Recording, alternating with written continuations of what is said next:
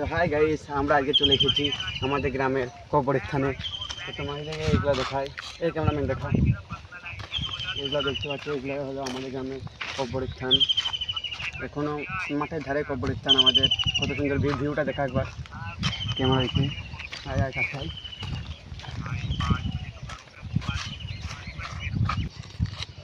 তো এটা আমাদের গ্রামের মাঠ, দেখতেই পাচ্ছ। আর তোমাদের ওখানে তো এরকম গাছপালা দেখতে পাবে না।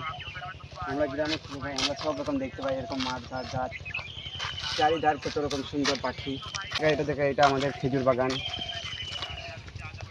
আর এইটাই আমরা গরমের টাইমে এসে খেজুরের রস খেয়ে যাই। অন্য খেজুরের রসের দোকানও আছে ওখানে, দোকান না ওটা কি বলবো, আমরা যাই হোক খেজুর তৈরি ওখানে ওখানে যে আমরা খাই। তো বুঝতেই পারছো, প্রথম ব্লগ করছি, একটু নার্ভাসনেস লাগছে।